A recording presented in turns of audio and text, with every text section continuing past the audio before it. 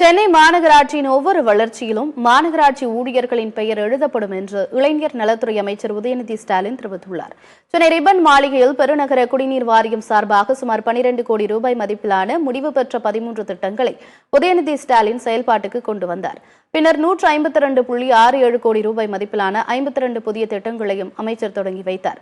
நிகழ்ச்சியில் பேசிய அமைச்சர் உதயநிதி ஸ்டாலின் மாநகராட்சியின் திட்டங்களை தமிழக அரசு சிறப்பாக செய்து வருவதாக குறிப்பிட்டார். மழை வெள்ளத்தின் போது மேயர் முதல் தூய்மை பணியாளர்கள் கடுமையாக உழைத்ததால் 4 நாட்களில் இயல்பு நிலை திரும்பியதாக அவர் கூறினார். சென்னை மாநகராட்சியின் ஒவ்வொரு வளர்ச்சியிலும் மாநகராட்சி ஊழியர்களின் பெயர் எழுதப்படும் என்று உதயநிதி ஸ்டாலின் தெரிவித்தார். அண்மையில சென்னையில் ஏற்பட்ட கனமழை பாதிப்பை பற்றி நம்ம அத்தனை பேருக்கும் தெரியும். அந்த நேரத்தில் களத்தில் இரவு பகல் பாராமல் பணியாற்றியவர்கள் மாநகராட்சி பணியாளர்கள்.